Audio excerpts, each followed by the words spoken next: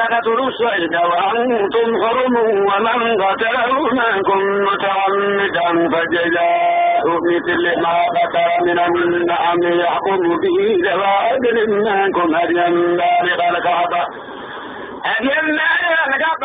كفارته طعام مساكين وعدل ذلك صياما ليذوق وبال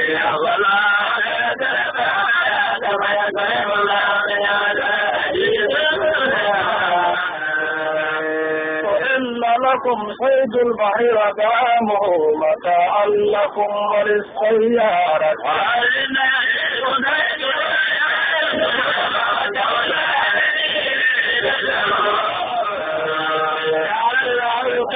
بيت الحرام قياما للناس والشهر الحرام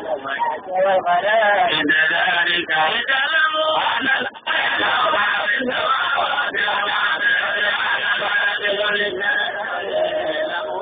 أن الله شهيد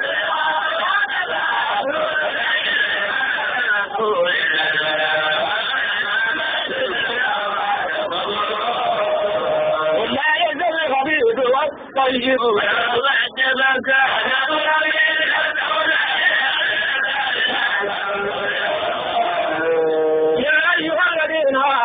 لا تسألوا عن أشياء إن تبد لكم تسؤكم وإن تسألوا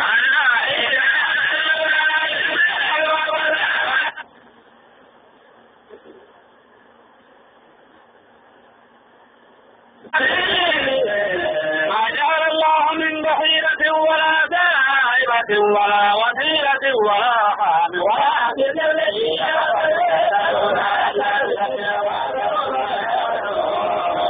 إذا قيل لهم تعالوا إلى ما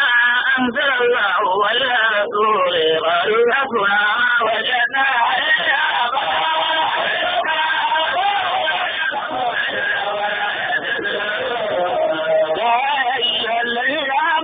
عليكم أنفسكم لا يضركم من ضل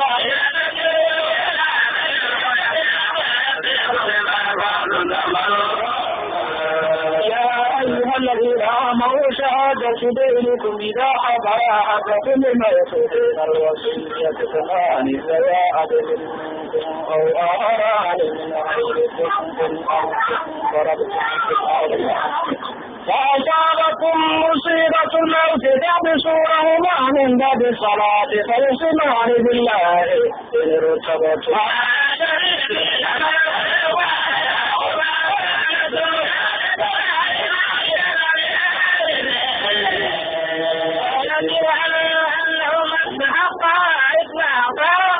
يقومان مقامهما من الذين استحق عليهم الأولياء ويعتمان بالله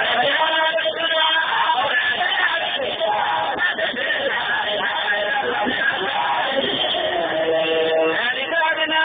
أن يأتوا بالشهادة على وجهها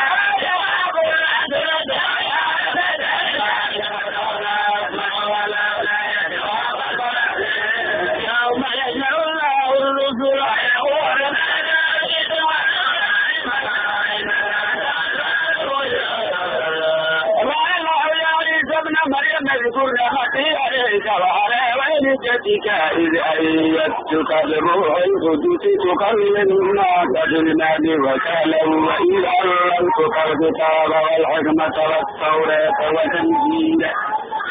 ويستبلغ من الطين كآية الطير بإذني فتنفخ فيها فتكون طيرا بإذني وتبرئ الأكمى والأبرص بإذني وإذ تخرج الموتى بإذني وإذ كفرت بني